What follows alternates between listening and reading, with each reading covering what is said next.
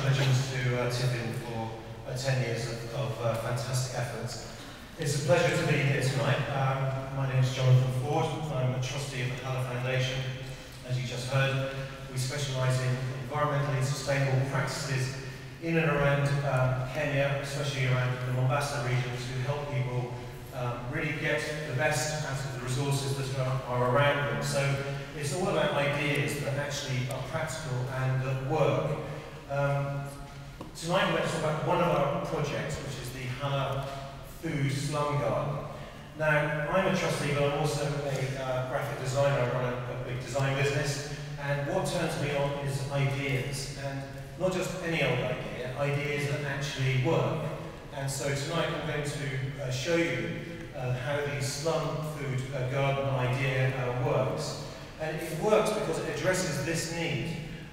This is one of the slums near where we are in Mombasa.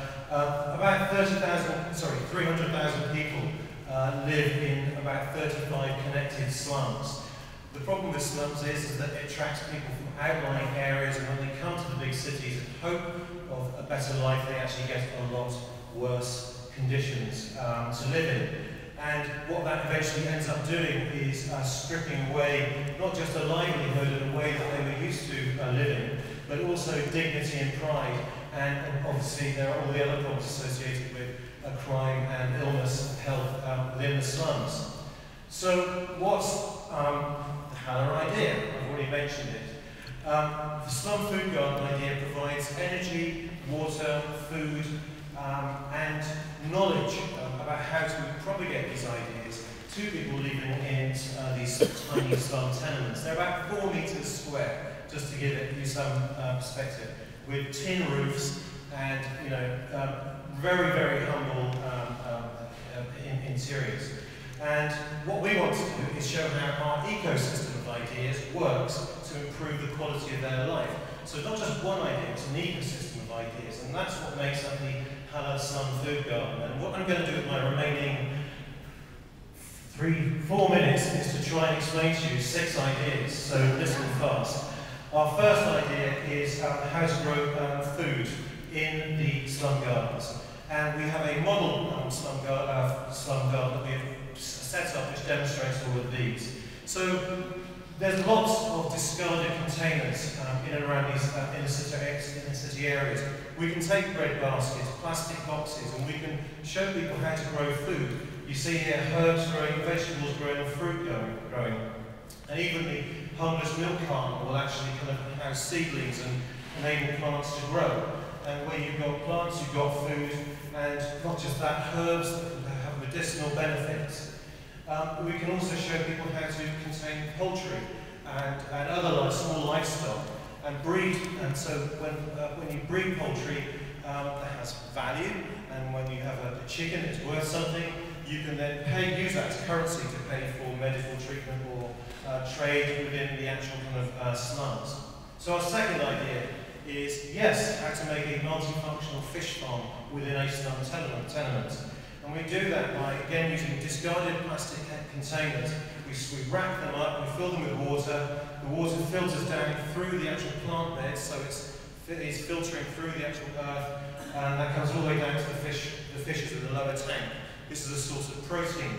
That water is pumped back up using a solar panel, and all the waste from the fishes goes back into the plants.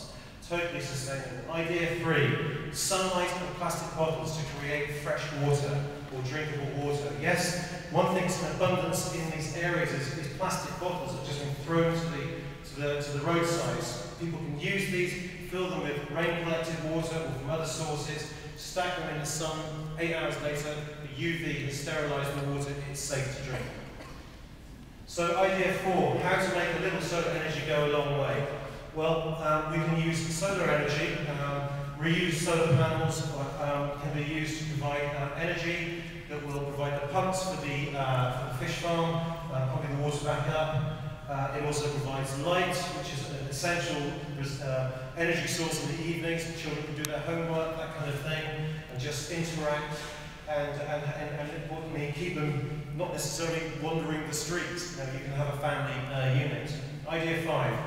how to keep things cool in an environment where you have 40-degree heat beating down on those tin roofs. We show them how to create a charcoal filter fridge.